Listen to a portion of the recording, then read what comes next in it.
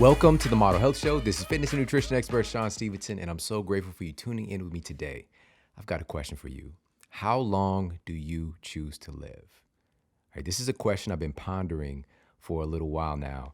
And I had a client of mine a couple of years back, and he's also a mentor, and he's taught me so much over the years. It's one of those situations where I'm supposed to be teaching him things, but he ends up teaching me so much. And this guy, and shout out to Ken Balk, he had 100-year plan. He had his life mapped out for him to live 100 years, down to his nutrition, his finances, his relationships. And I thought, okay, that's a little neurotic, but it was also fascinating. And right now he's thriving. He's about 90 years old at this point. And again, he's just a true inspiration for me. And just being in this headspace, I realized that I'm still a pretty young buck, and having the conversation about longevity isn't something that is necessarily appropriate for me, but it's something that I'm definitely fascinated with. And I decided today to bring on the very best person in this subject. There's all this talk about these blue zones, right? These places around the world where folks tend to live over 100 years, right? It has the greatest amount of centenarians. And this doctor who we have on the show today is a return guest, first of all, but he actually lived and practiced in one of these blue zones. He has a different level of authority. And I just read his brand new book. And oh my goodness, I'm telling you right now, this is going to be one of the biggest books of 2019. It's one of the best books I've ever read, period. Just nugget after nugget, layered with intelligence and wisdom and insight, but also is a little bit funny too. All right, he dropped some jokes in there, but it's truly a great read, and I think you're going to absolutely love it. You need to get your book ASAP, because I'm telling you again, this is going to be one of the biggest books of the year. But before we get to him, I want to give a quick shout out to one of my favorite companies on the planet who's making it affordable to get organic, non-GMO, wild caught, whatever label, whatever moniker you're looking for, paleo, gluten-free, vegetarian, whatever label, at the most incredible prices that you can find out there on the interwebs. Thrive Market. Now, I love Thrive Market. I've been using them for several years. They literally save us, and they'll show you your savings each year. Right now, we're on par to save about $900 this year. I don't know about you. I've got two sons, all right? It's basically feeding a small army, just feeding these two boys. And I'm not too shabby myself, and paying these kind of prices at Whole Foods, which I love Whole Foods. You know, they've made organic, healthier foods much more available. But the prices, you know, sometimes they call it the nickname whole paycheck. And you can save a lot of money by grabbing a lot of the same products you'd find at Whole Foods at Thrive Market. And you're going to save on average about 25 to 50% off the retail price. All right. It's like a no-brainer to do this. And right now, you can also get access off your first purchase from Thrive Market. And I go there, I get my coconut oil, nut butters. If you want to get, as Dr. Gundry will let you know, you probably want to get sprouted quinoa if you're into that. You know, you got to be careful about the little saponins, right? These soap-like sugar molecules and different things, but you can get personal care products as well. You can get your home cleaning products. You'll find out today there's probably some issues with those things too you want to be aware of that can mess with your hormones. All right, so all of these things are available, thrivemarket.com/model health. And you're also going to get, in addition to the 25 to 50% off, you're going to save 25% off your entire cart for your first purchase. All right, in addition. So head over there, check them out, thrivemarket.com/model health. You're going to get that additional 25% off your first purchase and free shipping. I don't know about you, but I've literally abandoned cart because of shipping. All right, I'll just go to the store. All right. So you're going to get the free shipping as well off your first purchase. All right. So pop over there, check them out. thrivemarket.com/model health. And now let's get to the Apple Podcast review of the week. Another 5-star review titled Dr. Perlmutter Interview by Blue Gray. Love, love, love this show. The science combined with your compassion is dynamite. Learned so much from your interview with Dr. Perlmutter. Never thought about how the foods we consume have an impact on our relationships. #mind blown. Thank you for all that you do. So grateful for the information. The information truly excites me. Thank you so much for leaving me that review over on Apple Podcasts. I appreciate it so much. And if you've yet to leave a review, please pop over and do so. All right. It really makes my day. I appreciate it so very much. And on that note, let's get to our special guest and topic of the day. Our guest today is the incredible Dr. Stephen Gundry, and he's a renowned heart surgeon, New York Times bestselling author, and medical researcher. He's the author of the mega hit book, The Plant Paradox.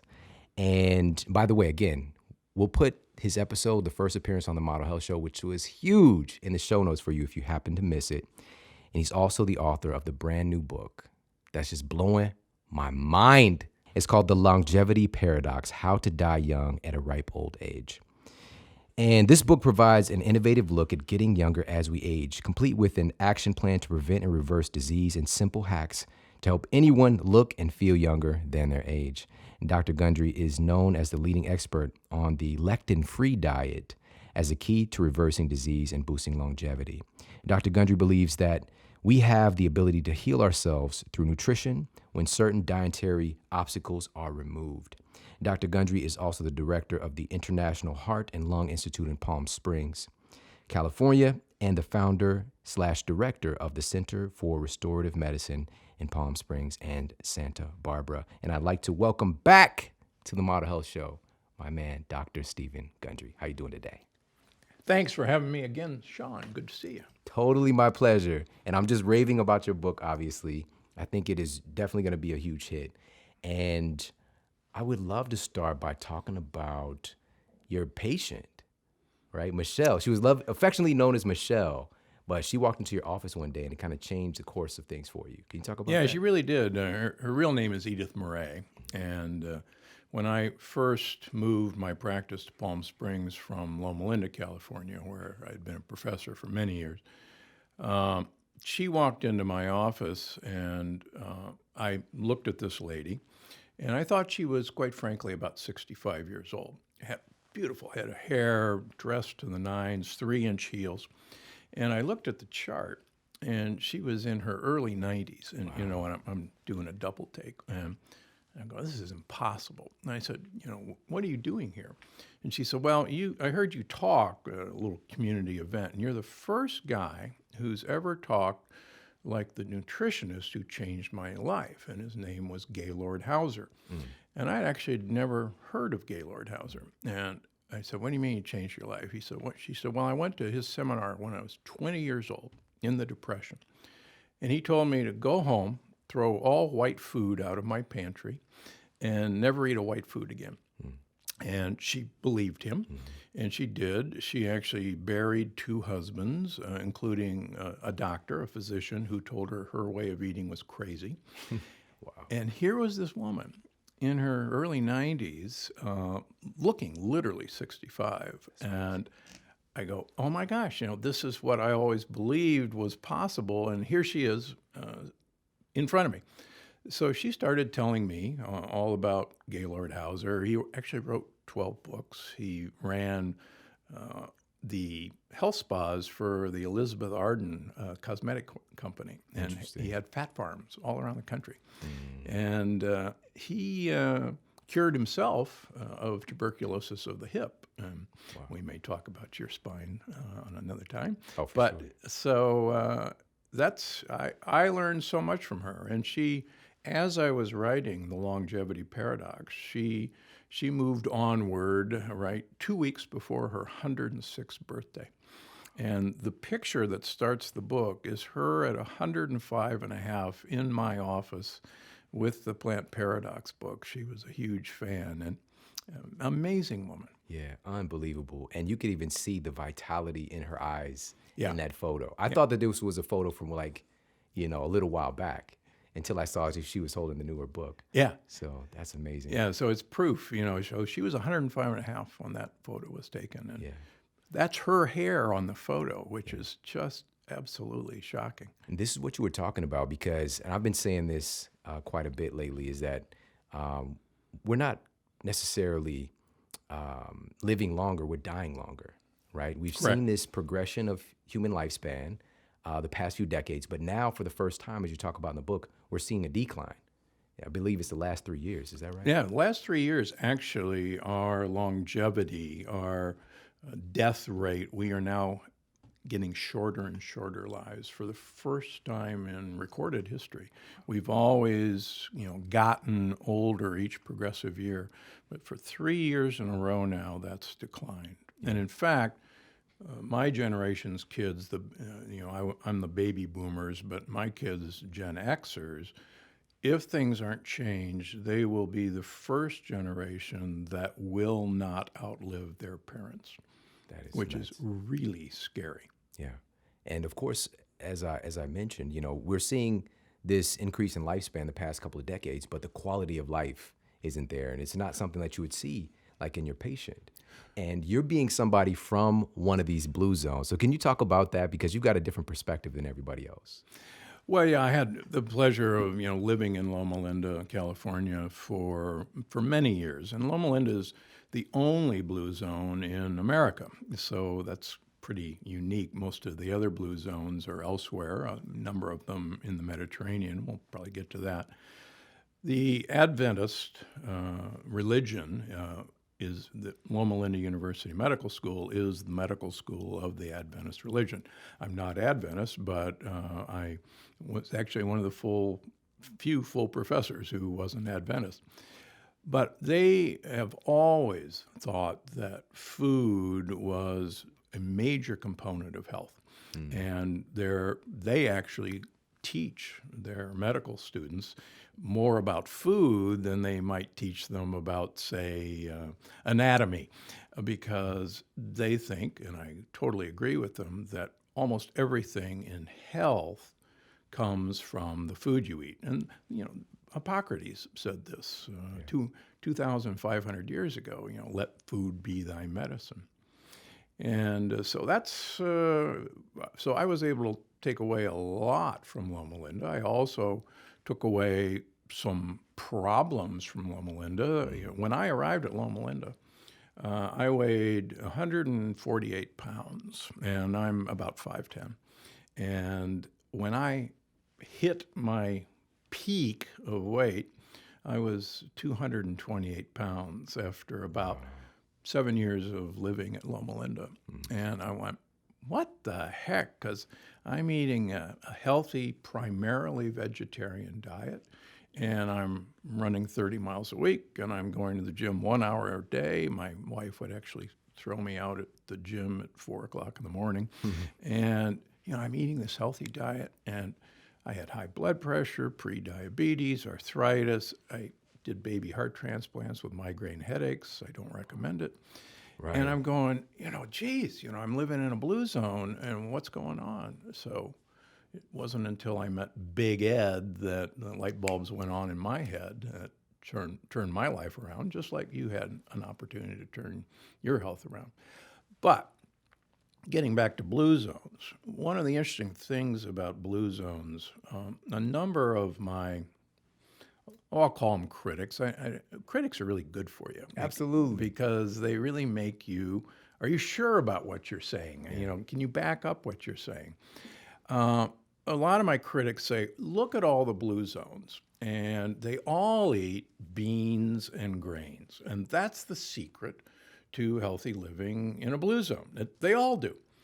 And I go, well, that's funny. That's certainly not my study of the blue zones, and I visited a number of them, and I lived in one.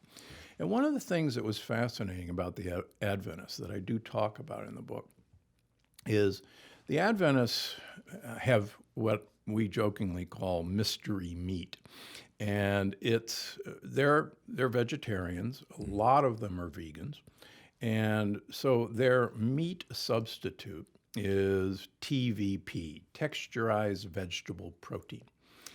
And TVP is made from defatted soybeans that are then extruded under high pressure and high heat into whatever kind of funny looking meat you could name. We even had a Wham sandwich, which was TVP made to look like Spam. And in fact, I'll tell you a funny story. Your listeners will love this. My good friend and colleague, Dr. Leonard Bailey, who's the Baby Faye famous doctor, did the pig to baboon heart transplant. The baboon to human heart transplant. He is an Adventist and a practicing Adventist, and we would have our Christmas party every year, and we would have primarily vegetarian, vegan foods. And so we had it at a hotel one year, and he and his wife were sitting next to my wife and I, and he came back with a plate of shrimp, and he starts eating a shrimp. He says, it really is amazing to me how they can make, this TVP taste like shrimp. And his wife said, "You idiot, that is a shrimp." and he says, "Oh, well, since I took it," so he went ahead and ate the shrimp. And That's so true, because like we got the, soy dogs, soy burgers. I think it's like jackfruit for like jackfruit, yeah. Shredded meals, Yeah. shredded barbecue or whatever. Yeah. It's crazy. But so whenever my critics say, well, the Adventists eat a lot of soy, believe it or not, they eat pressurized and high heat treated soy, which I talk about in all my books is the way to get lectin content down. Yeah. But the interesting thing about the Adventists, and it's a point I make in the plant paradox, but also in the longevity paradox. One of my good friends, Gary Frazier, who's a cardiologist, whose life's work at Loma Linda has been tracing the longevity of the Adventists. And it's interesting. The vegan Adventists live the longest of all the very long-lived Adventists. And next comes the vegetarians who don't eat eggs and cheese. Next come the vegetarians that eat eggs and cheese. And then come the Adventists who cheat. And there's a number of cheating Adventists. And they eat fish or chicken. And so he's revealed this through multiple studies. I think it's now 6 published studies. And the vegan Adventists have the best longevity, which is fascinating. And I think there's a reason behind that, and I talk a lot about that in the longevity paradox. Yeah, you sure do. And you also cover some of the other blue zones and talk about how their diets look very different. On the other side, some of them are not vegans at all. And so those are these small, minute things that are consistent. And when I was saying how good your book is, I was not just blowing smoke. And I want to start with kind of diving in and look at some of these consistent things. And one of those things you start with is these non-human ancient genes being one of the kind of root sources of longevity and where we need to really be looking. So can you talk about what that is? Yeah, interestingly enough, 11 years ago, I wrote my first book called Dr. Gundry's Diet Evolution. And the subtitle was Turn Off the Genes That Are Killing You. And back in those days, we didn't know really anything about the microbiome, the bugs that live in us and on us. And I thought that it was actually our human genes that were controlling our fate. Fast forward for this book, and the reason that book was called Dr. Gundry's Diet Evolution is because my thoughts have evolved. And quite frankly, if you're spouting the same thing you said 10 years ago, I probably don't want to listen to you. Because it's probably broken. Guess what? Time marches on and research marches on. So the fascinating thing is that our genes really have very little to do with what's going to happen to us. Huge NIH study recently published that you're aware of showed that of everything that's going to happen to us in longevity, in diseases, our genes have only about 8% effect on what's going to happen to you and me. So that means 92% of the genes that are going to have an effect on you aren't yours or mine. They're actually our microbiome. So we have trillions and trillions and trillions and trillions of bacteria, viruses, worms, protozoa in us and on us. And even though they have fewer genes per little bacteria than you and me, because there's so many of them, the microbiome actually has well over 260 times more genetic material than you and me. And what's really cool, I learned this from a professor of microbiology in Paris a few years ago. And he thought, and I actually subscribe to his theory, that because this huge resource of, if you will, computing power of genetic material that lives in our microbiome, that reproduces constantly, he believed, and I back him up, that we uploaded most of our information processing, just like we upload our information processing to the cloud, we uploaded or downloaded to our bacterial cloud because they've got more computing power. And it sounds kind of far out there, do. But I think he's right, because we now know that the bacteria within us actually control our fate. And it's really hard for, a smart person to say, oh, come on now, these little one-cell organisms are going to control me. But in fact, it's actually true, because this is their home.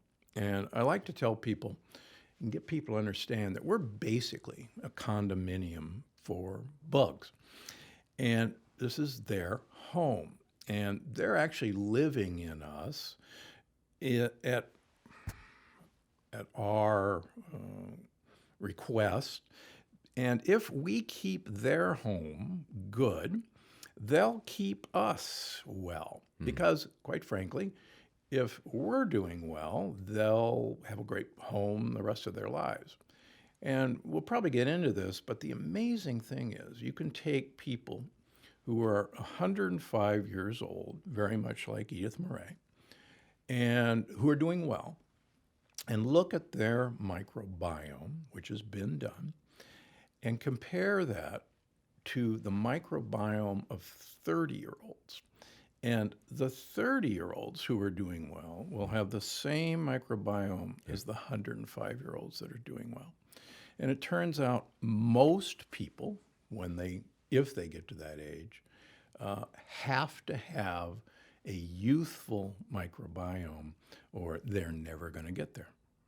So fascinating. And you talk about some of the studies that found that as folks are progressing nowadays, the average person, some of these species of bacteria, viruses, they're going extinct or becoming endangered in their microbiome. You don't see the same kind of cascade that you would see in somebody who's actually living a long time. Yeah, that's exactly right. So it's this, normally we have this incredible rainforest of an ecology in our gut. And this rainforest, in a rainforest, maybe there's, 10,000 different species of plants and critters and bugs, and every one of them is dependent on the other. Right. So we have an intense rainforest of bugs in our gut.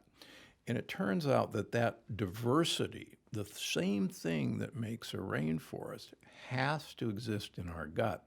And without that diversity, we're not going to make it very long. And what's happened, as you know, is that we've pretty much thrown napalm on our rainforest almost every day by the things we eat, the way our animals have been fed, the use of antibiotics. We could go on and on. Glyphosate, Roundup. And so it's no wonder that we may be living chronologically older, but in fact, as you started the show, our health span is actually decreasing dramatically. The number of good years we have is going down and down and down. In fact, my generation, the baby boomers, are sicker on far more medications than our parents were at the same time period. And that's actually scary, because baby boomers, we figured we were going to live forever. And we're sicker than our supposed very sick parents were. Yeah. Man, this is so fascinating. And I want to talk more about some of the things that our microbiome does for us that we really don't think about. But first, I just want to drive in this point because I remember reading about this almost 2 decades ago and the Human Genome Project. And we had this idea like, corn has like 30,000 genes. These fruit flies have like 20,000. For sure, humans, we have like 100,000 genes at least or something. We're so complex and dynamic. And then the research is done, and we have like maybe 25,000 genes 20,000, collectively. yeah, 20,000. Right? Yeah. Insane. First of all, we know that about 2/3 of those genes we can influence, like right off the bat with our lifestyle, right? Correct. These epigenetic influences. Correct. But my question is, what makes us so different? What makes us so diverse versus corn, which you would think, doesn't have as much genetic information as we do? Yeah, I mean, corn literally has far more genes than human beings. They have about 30,000 genes. And even the water flea, Daphnia, has more genes than humans. So we actually are really fairly poorly equipped with genes. But what's fascinating is we've traded our lack of genes in exchange for huge amounts of genes in our microbiome. And there's even one paper that I cite, which is fascinating. You can actually trace now from stool sample DNA of bacteria the immediate time when humans split off from the lines of great apes that became chimps and gorillas. And it was actually the change in the microbiome that actually determined that you and I are humans and not, other great apes. And you can actually now, because the DNA is still intact in stools that have been fossilized, you can actually now detect that we're different because our microbiome changed. And that is what made us unique. Incredible. Yeah, it's like, what? Yeah, it's so fascinating. It's so crazy. One of the things you talk about and lovingly, affectionately calling these microbes our gut buddies. And so I want to talk about some of the roles that they play for us because one of the things, for example, which I had no idea about for many years, they make vitamins and minerals in us for us. And there's other kind of symbiotic things they do. So let's talk some about that. Yeah, that's true. Without really your microbiome, a lot of the vitamins that we take for granted would never be absorbed or even manufactured in the first place. But what's really fascinating is we knew for many years that the gut was the source of a lot of important hormones that affect our brain, our mood, serotonin, for instance, melatonin, for instance. And we thought for years that this was produced by cells lining the gut, but we're now beginning to realize that these actual hormones are produced by our gut microbiome.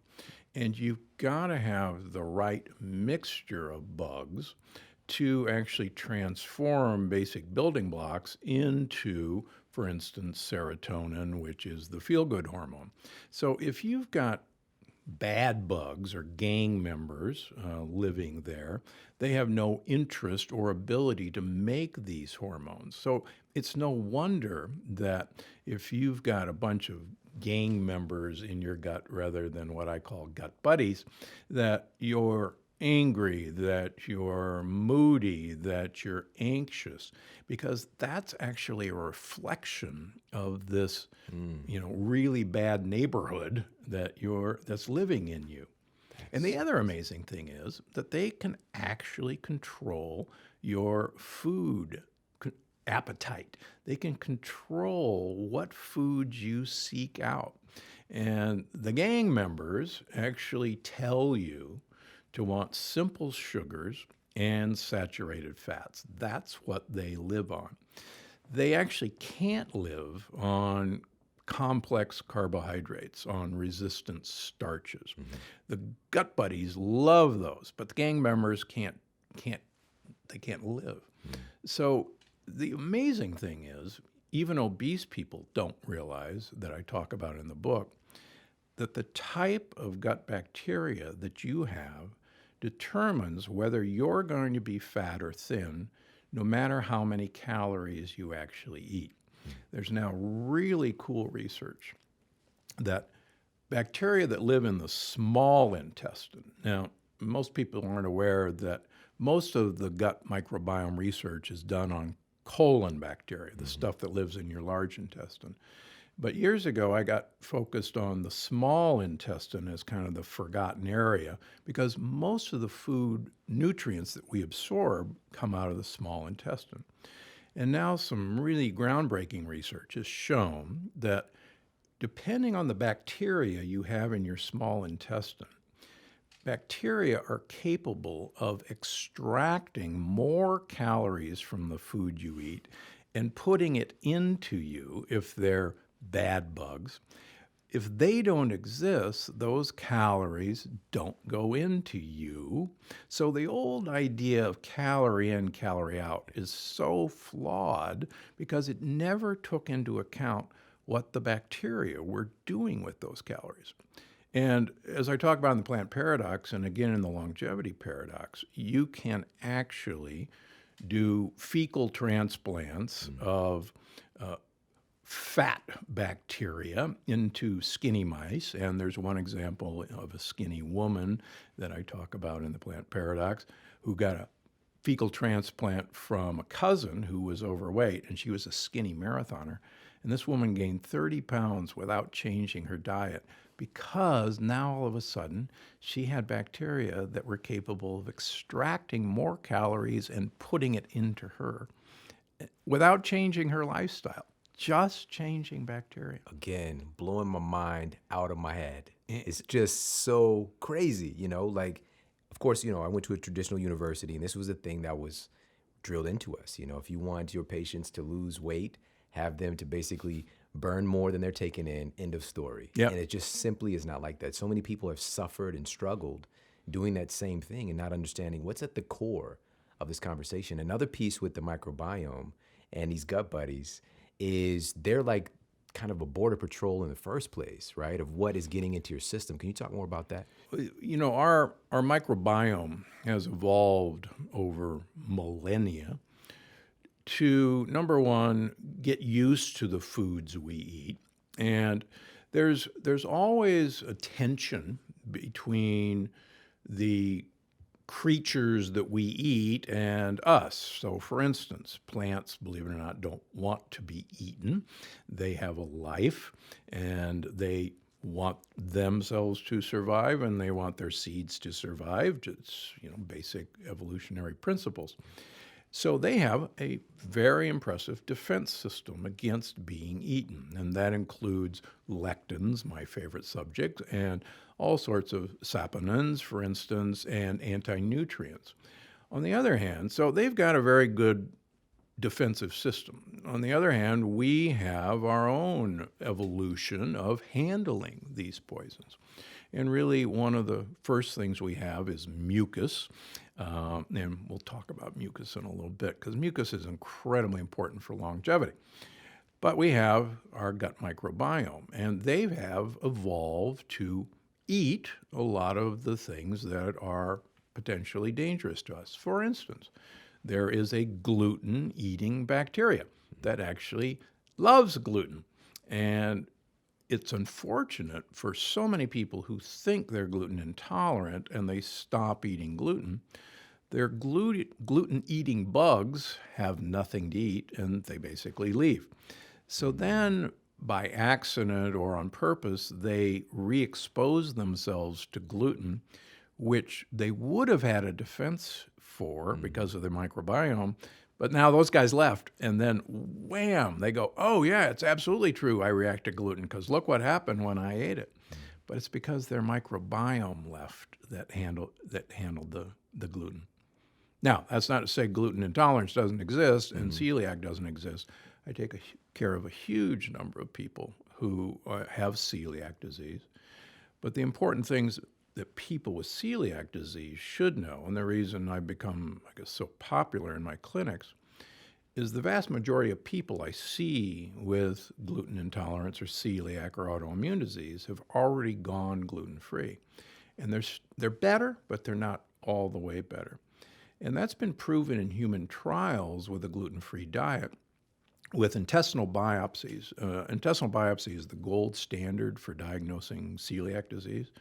So you take over 200 people, put them on a gluten-free diet, supervised gluten-free diet for 16 months.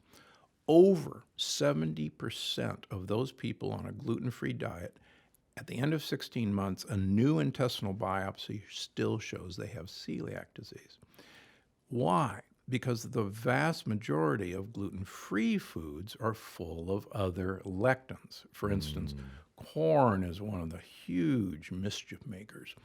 In my patient population, about 90% of people who are gluten intolerant cannot tolerate corn. They cross-react to the proteins in corn, the lectins in corn, same as gluten. Yeah. And yet so much of gluten-free food is corn-based.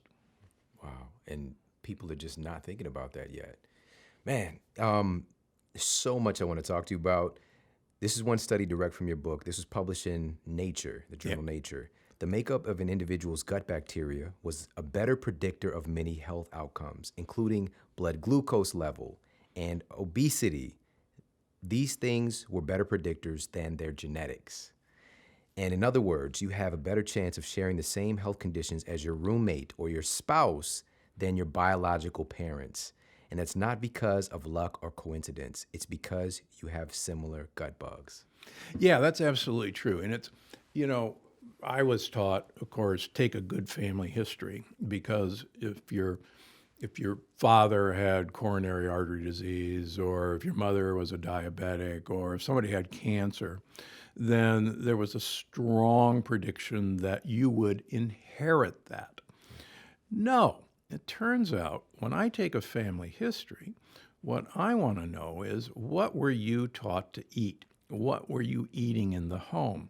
Because we now know that people who eat together actually share the same microbiome, and people who commingle share the same microbiome.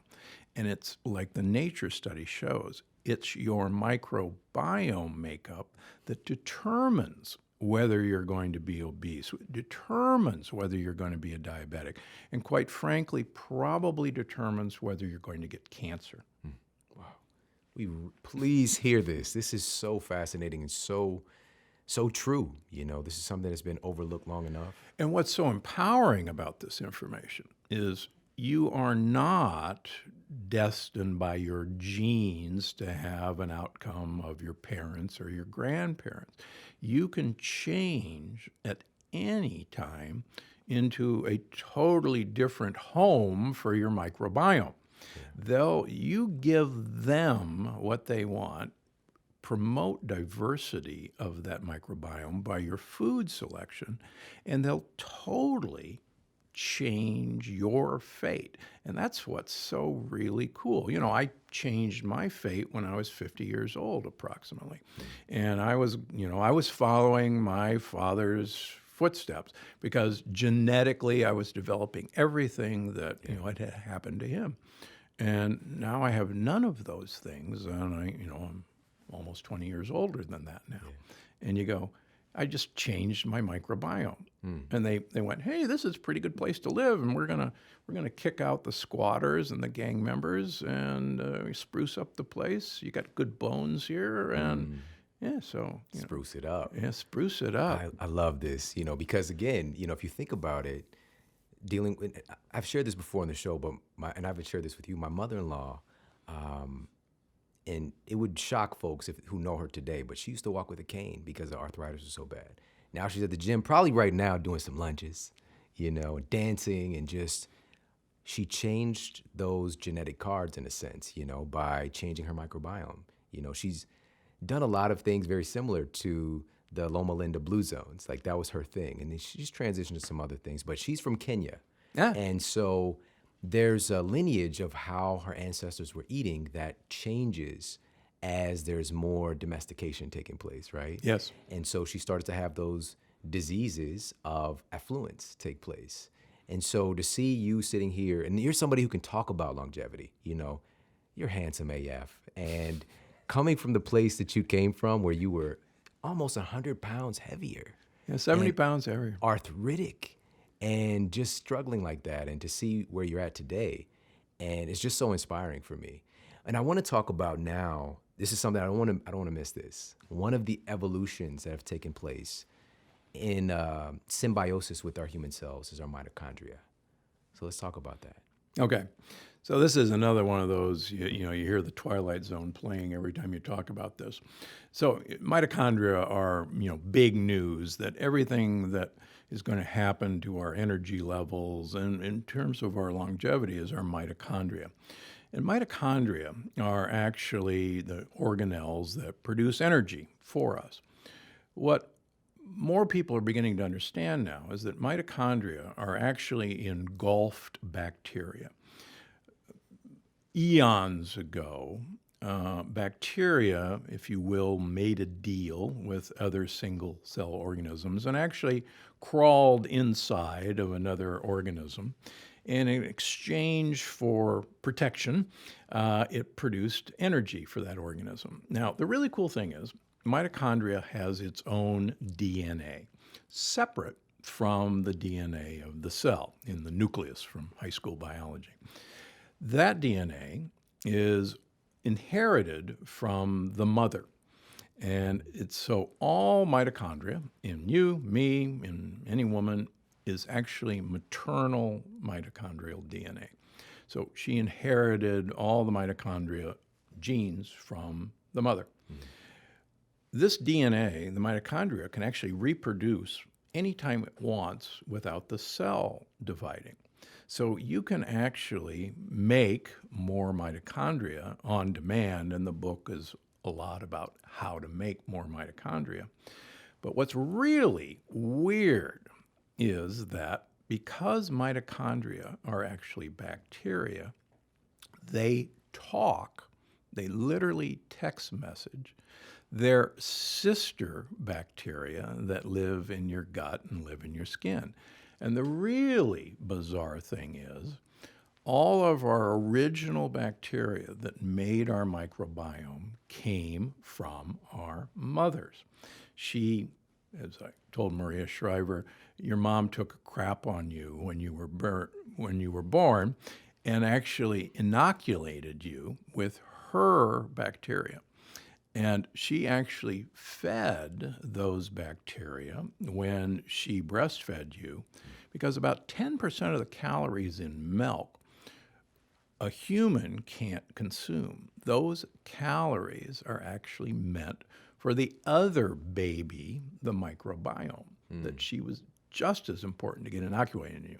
So, long story short, your mother's bacteria talk literally to your mother's mitochondria, which are her bacteria in every one of your cells.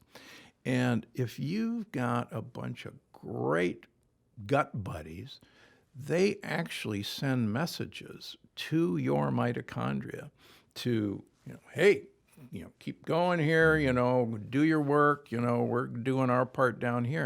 And there's actually now chemicals that have been found, like, for instance, colonic acid, that go from the microbiome to mitochondria and tell them to rev up and turbocharge the cell.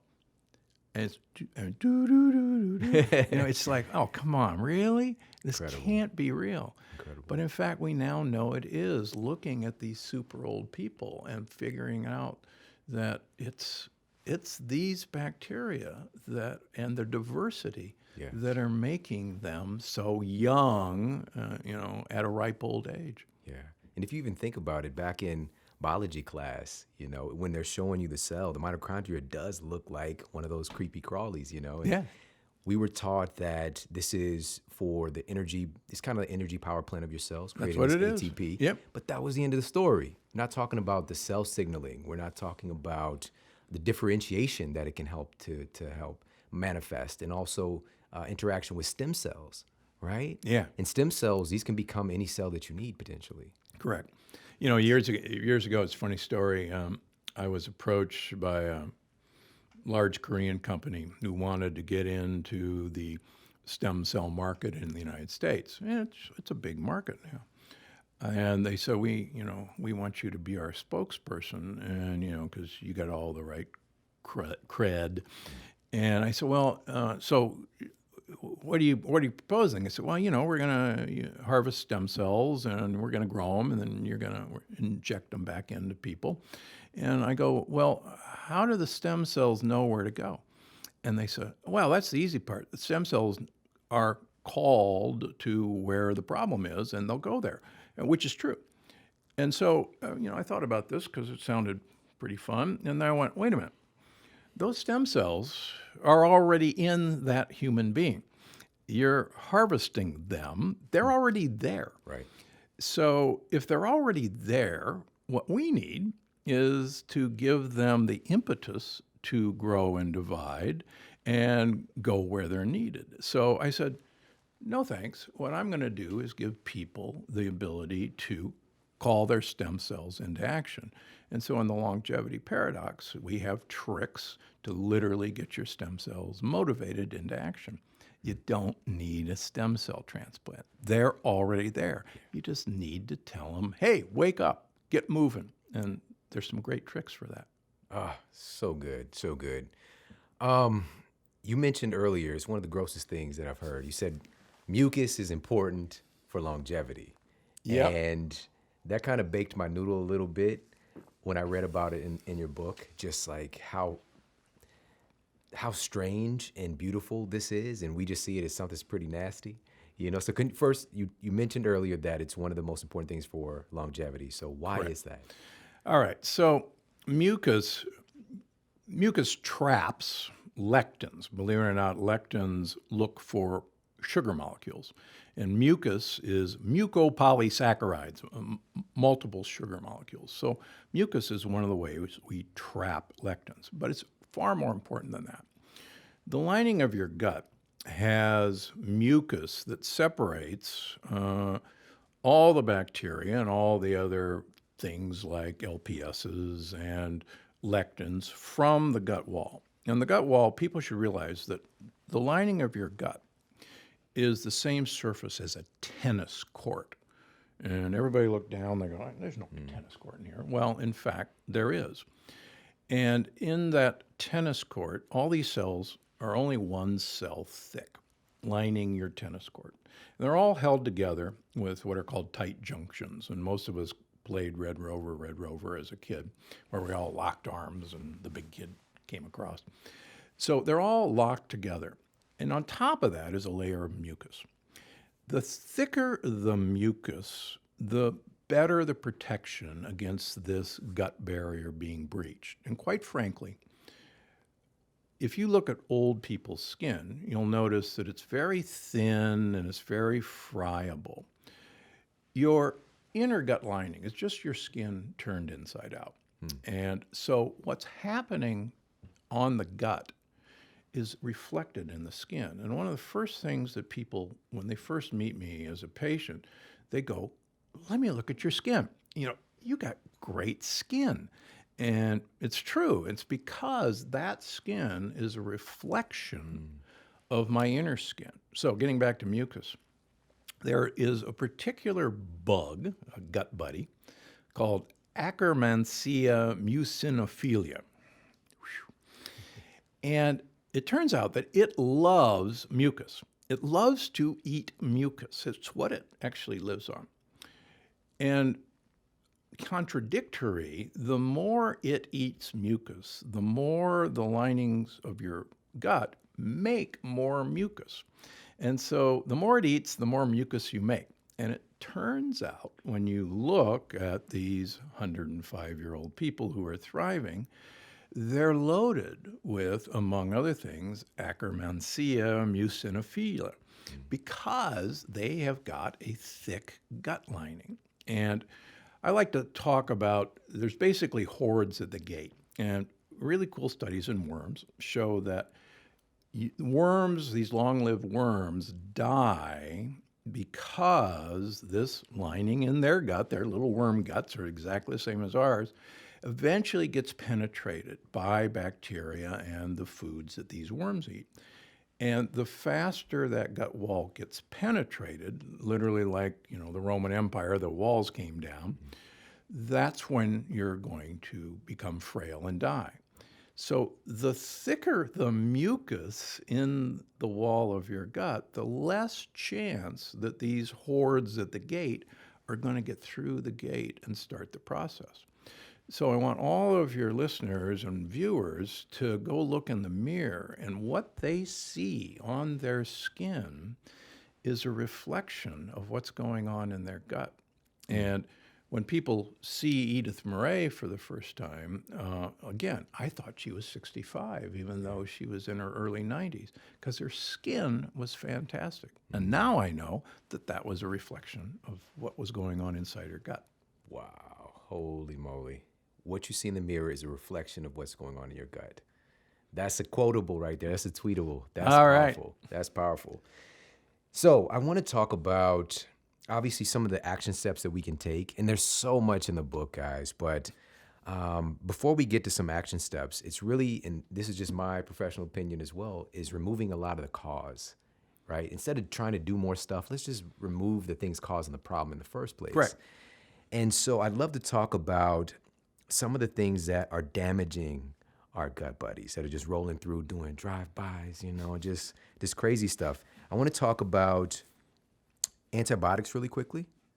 And then I definitely want to talk about GMOs, because it's one of those things where it's not a big deal, but you articulate it in such a way that it's just like, that's why it matters. So let's talk about antibiotics, then GMOs. Okay, so antibiotics. Broad spectrum antibiotics came out actually in the mid-late 70s, when I was in medical school. And these were miraculous, because before we had to figure out what bacteria was causing an infection and then select an antibiotic that would work against that bacteria. And it's very time consuming, and sometimes you never did figure it out.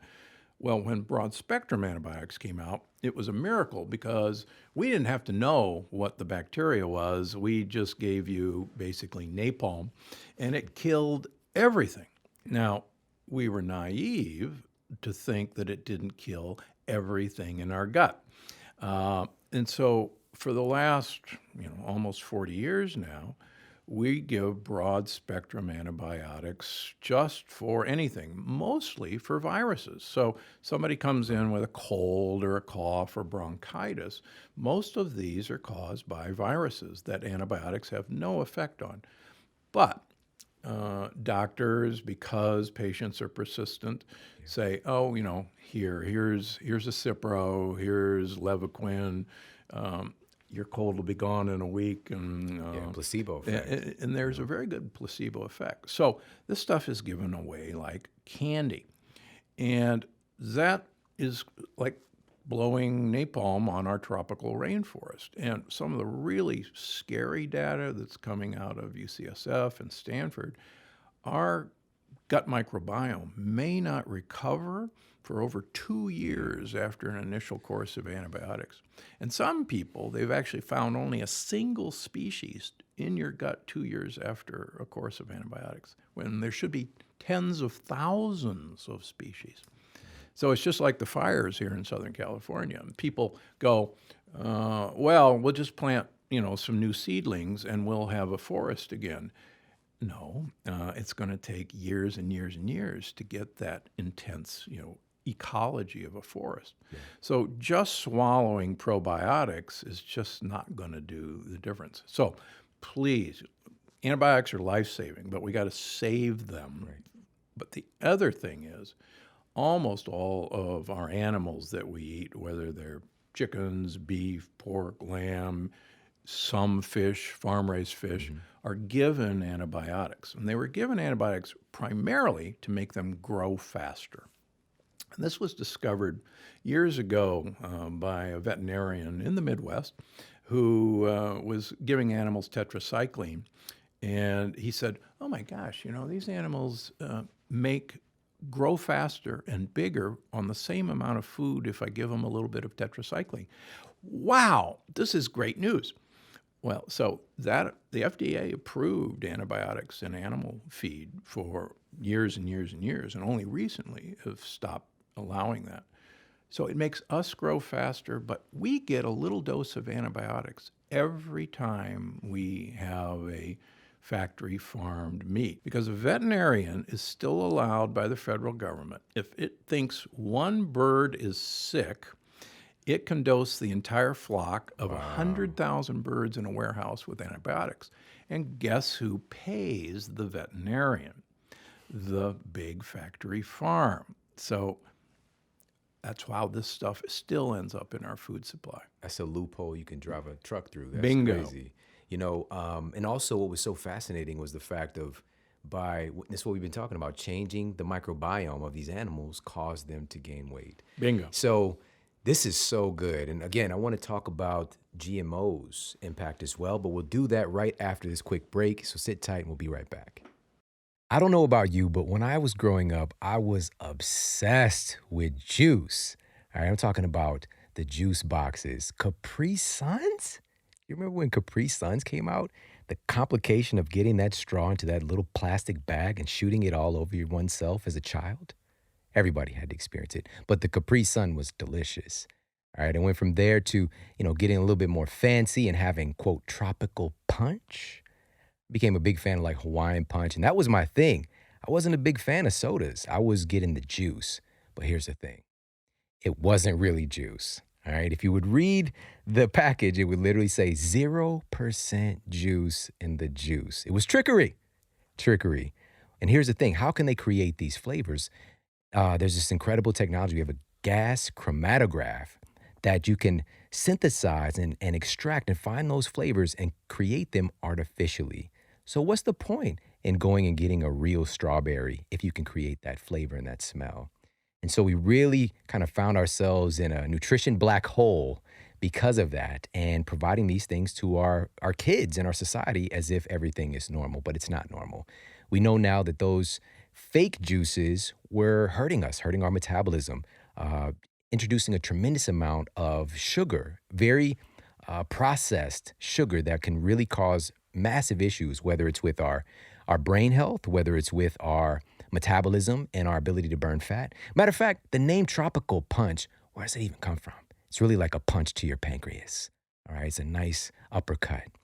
And so today, though, the game has changed. All right, now we have this updated knowledge and we have the ability to create a juice that's really special and something that's available no matter where you go, because it's been low temperature processed to retain all of these vital nutrients and these wonderful, many of them red superfoods, and delivering not just a similar flavor sensation. Back in the day we had Crystal Light. Don't forget about Crystal Light. But this is something that's actually going to add to your health and not take away. All right, my kids are also huge fans of the red juice formula as well. And this is why. One of the hallmark ingredients here in the red juice formula is acai. You've heard of acai. It's hot. It's hot right now. 10 times more antioxidants than just about any fruit that you can name. It's an antioxidant powerhouse that also assists your body in producing its own endogenous antioxidants, which are really the most powerful forms of these things that really help to keep us younger longer. All right, we've got some cranberries in there. All right, cranberries are great for your digestion and for your bladder. Pomegranate, again, super hot right now. Pomegranate is full of antioxidants as well, and found to be beneficial on study after study for your cardiovascular health, as well as strawberry. You've got some blueberry in there too. Raspberry, great source of vitamin C. Vitamin C is great for your immune system, for creating new tissues. Vitamin C is great for your skin. And the list goes on, because we've also got some other super herbs in this formula too. Cordyceps, rhodiola, ginseng. What am I talking about here? I'm talking about red juice from Organifi. All right, you need to get your hands on this red juice. It is amazing.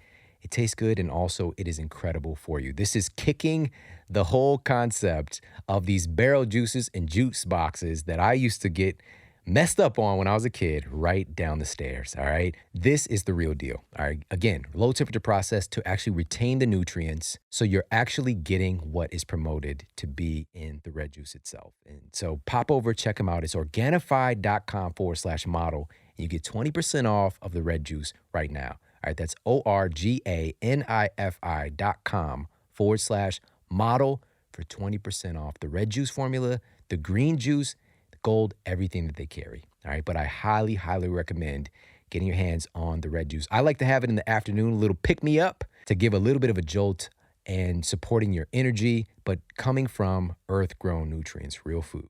All right, so again, pop over, check them out, Organifi.com/model for 20% off. And now back to the show. All right, we're back and we're talking with New York Times bestselling author and real-life superhero, Dr. Stephen Gundry. And before the break, we were talking about the potential impact of this strange word or acronym, GMOs, that we still have questions like, is this really an issue? And again, I think that you really articulated very well why this is something to be concerned about, specifically for our microbiome. So can you talk about that? Yeah, two areas of GMOs. Number one, GMO, genetically modified organism. And GMOs started off being designed to resist a weed killer called Roundup. And Roundup is glyphosate, and primarily a few other good ingredients in it. And glyphosate interferes with a plant pathway of reproduction called the shikimate pathway. What a wonderful word. And Roundup, Monsanto assured us that we were perfectly safe from glyphosate because humans and mammals don't use the shikimate pathway for cell division and reproduction, just plants. Oh, what they didn't mention was bacteria also use the shikimate pathway. So they made genetically modified plants, particularly soybeans, that were resistant to the effect of Roundup. In other words, they could grow, but Roundup would kill all the other weeds. Now, what most people don't know is that Roundup was actually patented as an antibiotic. Right. And so it is an antibiotic because it kills bacteria. Unfortunately, no one was ever told that about Roundup. And so its patent is as an antibiotic, not as a weed killer. And that ought to raise red flags everywhere because what's happened, and we'll get back to GMOs in a second, Roundup is now used as what's called a desiccant in conventional farming. Now, a desiccant means you kill the plant and it dries out. It's far easier to harvest a crop if the plant is already dead and dried, and you can just put your big harvester in. Factory farms, big agriculture, these harvesters cost $1 million a piece, and they want to be efficient. So they want this harvester at a particular field on a particular day.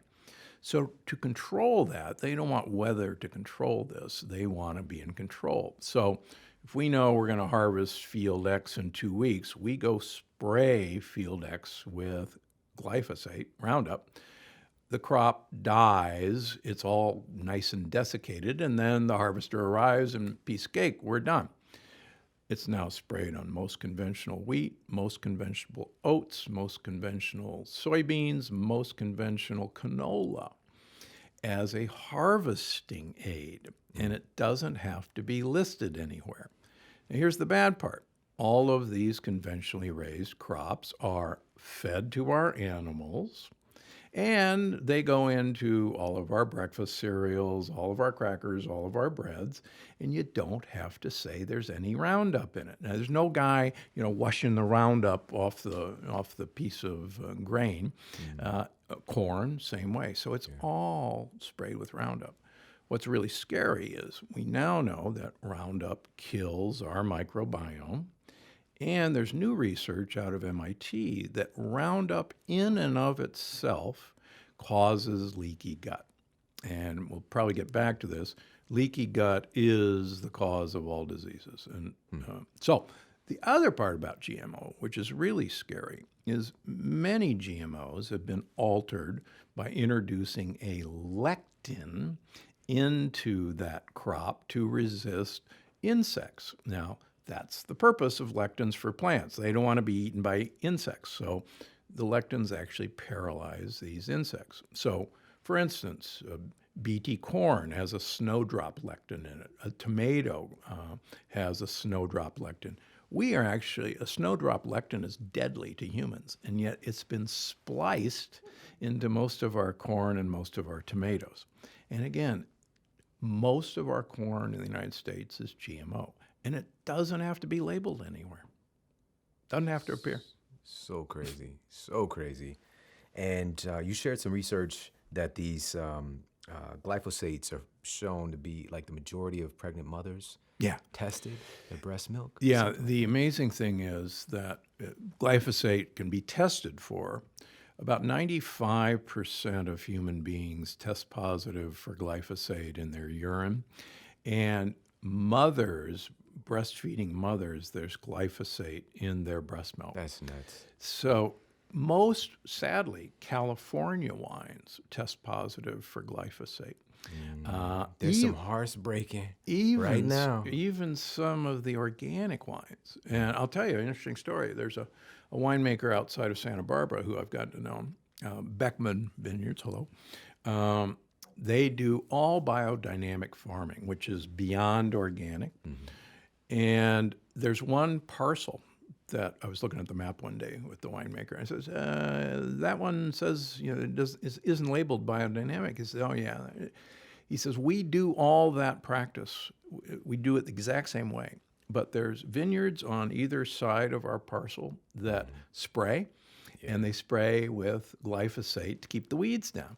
And he says, it drifts into our fields. So even though, we practice the same way, we refuse to label it as organic and biodynamic because of the drift from glyphosate. Man, so messed up. Wow. Really messed up. Listen. Oh, one more really bad thing? Oh, please. Can't wait. Yeah. More bad news. Bayer now owns Monsanto. Bayer is based in Europe. And Bayer, this past year, 2018, got the European Commission to approve Roundup as legal in Europe. So you used to be able to go to Europe and be safe, and now, good luck. Yeah, but this is why these conversations are so important. Your book is so important. And again, I would love to talk about, because these are some of the things that we want to be more adamant about potentially avoiding if we can. Correct. But there are some things, and there's so much that you talk about adding to this longevity paradox, things that we can do to potentially extend our lifespan, and not just our lifespan, but our health span. And I want to talk about at least a couple of them really quickly. I would love to talk about, you mentioned fasting as one of the tools for longevity. And I remember back in the day, again, in school, and not really getting the total picture of, seeing these cells being basically starved of food for a little while and then reintroducing food, and seeing them live, 10 times longer than other cells. Correct. So let's talk about that. Yeah, so the whole principle, a lot of the principles of longevity is called hormesis. And the best description of that is Nietzsche's, that which doesn't kill me makes me stronger. And so stressing cells actually basically makes the cell realize that, hey, times are really rough, makes an organism say, ooh, hard times are here. We've got to get through this, and we've got to look at every cell and say, are you pulling your weight? Do you look a little odd? Do you, and it basically tells the cell to self-destruct or to eat itself. And these are signals that are started, among other ways, by fasting. So if there is a period of time that it doesn't look like you're going to get the next meal, you really take stock of everything that's going on and say, okay, you got to go. You're not pulling your own weight. You look really fit. You get to stay. And it's our own mechanism of self-pruning the dead wood, if you will. one of our big problems in our society is in the good old days, we had built-in periods of fast because there were famines. There were periods of time, particularly in the winter, where there wasn't much food. And so we had a built-in circadian rhythm of a period of growth, like in the spring and summer, and then a period of what I call regression in the fall and winter. And that's when all the pruning was done. Well, now we have 365 days a year of growth. It's endless summer. We have access to food 24 hours a day, and that 25 hours a day. Yeah, that's right. And some nutritionists have given people the unfortunate advice that the way to be healthy is to eat 6 small meals a day, or to snack between meals, or make sure you take a snack before you go to bed. And it's actually one of the worst things you can do. We, as humans, took over the world because we're actually the only fat ape. We have the ability to store fat. And you don't see a lot of fat chimps and gorillas. Now, gorillas look fat because that giant gut, that's a fermentation vat. Yeah. But they're actually incredibly lean. Most great apes have 3% body fat. 3%. How much you lift, bro? That's crazy. Yeah. Wow. Yeah. So anyhow, we need to have periods of fasting to actually stimulate stem cells to grow. Yeah. And the really cool thing about fasting is you get to call your bacterial herd in your gut. If they don't have anything to eat, particularly the bad guys are actually, they just leave. They don't have anything to eat. But here's the really cool thing about fasting. The guys who remain are these crazy guys, Akkermansia mucinophila, because they're living on the mucus. And the mucus is still there even if you're not eating. So they not only survive, but they become a bigger part of your gut flora.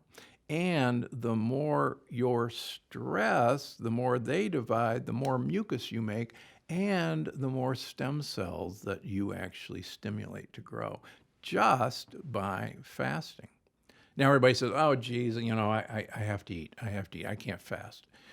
Well, my good friend, Dr. Walter Longo here at USC, who's the head of the Longevity Center at USC, has shown actually definitively in humans that a 5-day vegan calorie-restricted diet for 5 days of about 900 calories done once a month will have the exact same effect as if you calorie restricted for the entire month. And he calls it the calorie restriction mimicking diet. And it's part of my longevity paradox program. So the good news is, you don't have to do a water fast for 3 days. If you want to, it's great, but you can act as if you were fasting and achieve the same effect.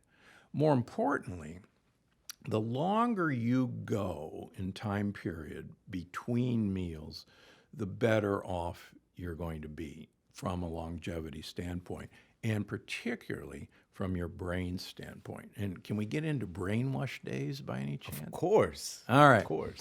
So here's another really important thing. Through the years, I've become quite good friends with Dr. Dale Bredesen, who wrote The End of Alzheimer's. Probably, in my opinion, one of the 2 top neurologists in this country working on brain health. The other one's David Perlmutter, who I had on my podcast, the Dr. Gundry podcast, last week. So the deal is that we now know that the brain has to go through a wash cycle every night to get rid of toxins, debris, amyloid. Everybody knows about amyloid plaques in Alzheimer's. And that brain wash is done with what's called the glymphatic system. The brain actually shrinks normally about 20% to allow this wash of lymphatic fluid to clean out all this debris. Now that actually needs incredible blood flow. Now, you and I are from the Midwest. When I was growing up, after you ate lunch, my mother would not allow me to go swimming for 1 hour after we ate because she knew that you would get cramps and die. And there was a bit of truth to that old wives' tale.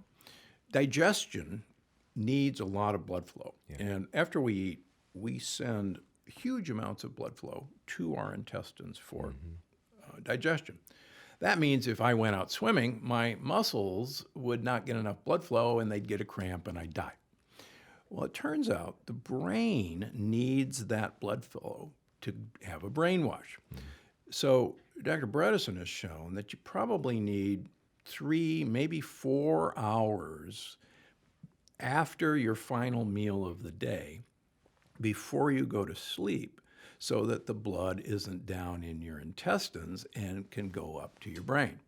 Now you think about that with our lifestyle, and where unfortunately our biggest meal of the day is usually dinner. There's a great old saying that eat like a king at breakfast, a queen at lunch, and a pauper at dinner for longevity. And it's probably one of the best advice ever given.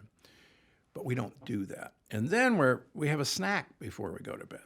And that's the worst possible thing for a brain clean, because sleep, deep sleep, is when we do this cleaning. And for most of us, and I track with an Oura ring, most of us, deep sleep occurs very early in our sleep cycle. And so you're not going to get your brain cleaning if you've eaten a meal right before you go to bed. So I encourage people once a week to have a brain cleaning night and don't eat dinner. Or if you're going to eat dinner, really eat your last bite by about 5 o'clock in the evening.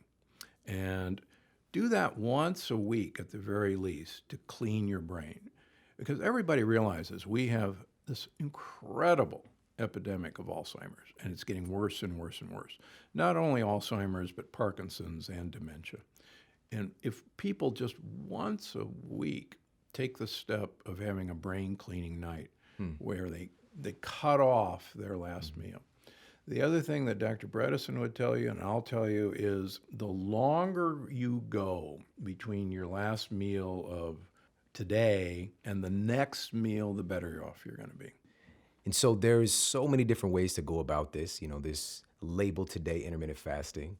And it's something that I'm a big prescriber of myself. We haven't talked about this, but the glymphatic system, for a lot of the research that, it said that it's about 10 times more active doing this work during sleep. And we never really think about you're also not eating during this time period. And if we can extend that a little bit and get that extra brain wash at least once a month, as you're advocating. Once a week, my bad. Once a week. We can get all these huge benefits, not just the brainwashing, increase in BDNF, brain-derived neurotropic factor, which is kind of like miracle grow for some parts of the brain. Yep. All of these great benefits. And so, this is very different from, again, what I was taught. Let's have our patients and clients consume 6 to 7 meals a day. You're constantly shoveling. Humans, we're not grazers. No, we're not. And we have this immaculate system that's designed. And by the way, this does not mean that you have to do an intermittent fast, but it's just one of those tools, and you can stack conditions in your favor. You give so many different tools and strategies in the book. Another one of them, which was just like an aha moment for me to see it in a book, because this is something I talked about in an episode about enhancing the function of your immune system, is eating seasonally, because our microbiome changes with the season. So let's talk a little bit about that, and then we can wrap things up. Yeah, we are a seasonal animal. That's actually our inheritance. And we ate with the seasons. And it turns out, looking at hunter-gatherers, some of the last ones like the Hansa, their microbiome changes dramatically between the wet season and the dry season. When they go from their dry season is actually when the fruits and the honey that they eat are available. And their microbiome totally shifts into unrecognizable microbiome.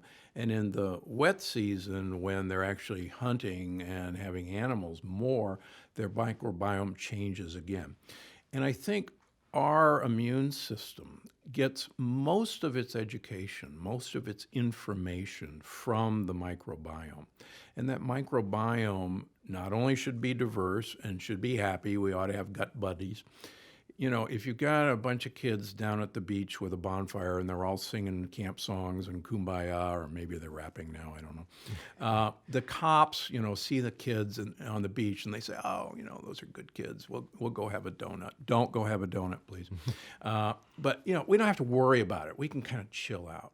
But you have come from the mean streets for part of your life. If there's gang members on the street, then the cops, you know, are in their armed vehicles and, you know, they've got their AK-47s ready to go because at any minute, you know, mischief is going to happen.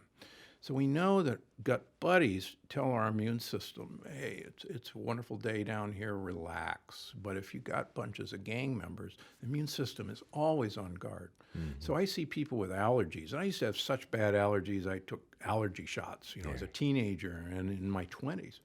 Now I have no allergies. Why? Because my gut buddies are those kids down at the beach, and the cops are out having donuts, and they could care less about whether a ragweed is coming into my nose. They just go, yeah, it's okay, it's nice. So changing your microbiome seasonally is actually how we evolved. And again, there's proof of this in the last remaining, you know, hunter-gatherers. So we shouldn't be eating the same thing 365 days a year.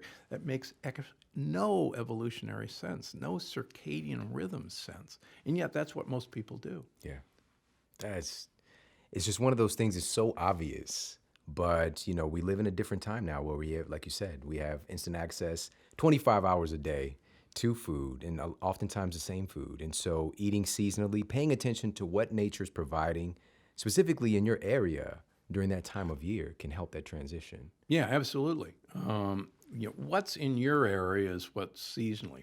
And, you know, growing up in the Midwest, the only time we ever saw a grapefruit or an orange when I was a kid was if, you know, an aunt or uncle in Florida or California sent you a box. That was it. There weren't any oranges in Omaha or St. Louis. And so that wasn't a seasonal fruit. And we shouldn't have been eating it. It's like people say, well, you need to eat blueberries every day. Guess what? There are no blueberries in Omaha and St. Louis in February, except that got sent in from Chile or Argentina. And that is not what you want to be eating. Yeah. Dr. Gundry, so much. And by the way, everybody, this is just 1/25th maybe of what's in the book, and so many great insights, and truly a joy to read and a joy to have you on the show today. I think that you are really, really somebody who's just doing outstanding work and a superhero and putting this information into a way that's digestible for digestible for folks. And I just want to say thank you for the good work that you're doing. Well, thanks a lot. Appreciate being here. It's my pleasure. So can you let everybody know where they can pick up your book, and let everybody know about your podcast as well? Yeah, so my podcast is the Dr. Gundry Podcast, and it's available wherever you want to go, YouTube, iTunes, wherever you like to get your podcasts. It's on every week. We get great guests like yourself to come on the show. You can get the book. There's a really interesting thing. The book will be available March 19th. And if you go to Barnes & Noble or barnesandnoble.com, there's a secret. Barnes & Noble edition is going to have 10 additional recipes that's not going to be available in any of the other editions. But go to Amazon, go to Barnes & Noble, go to your local bookstore, please. They are an incredible resource that we must keep. You can find me at drgundry.com. You can find me at gundrymd.com, which is my supplement company. And join us over on the podcast. We'd love to have your listeners and viewers come on over. Awesome. Again, this has just been super enlightening and a lot of fun. And the book is just mind-blowing. So thank you so much for coming on. Appreciate you. Everybody, thank you so much for tuning into the show today. I'm telling you, this was 1/25th of what's in the Longevity Paradox. So make sure to pick up that book. If you're listening to this before the launch date, pre-order it. I have a feeling it's going to sell out. Of course, they'll get more copies in eventually, but this book is going to move fast and on fire. It is that good and that important. And again, I started the show by asking you, how long do you choose to live?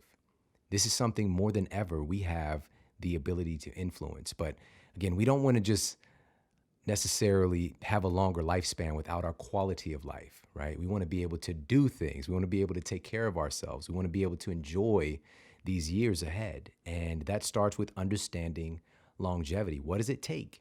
Because just like with anything in life, if we are passionate about it and we want to be somebody who's versed in it, we need to make it a study.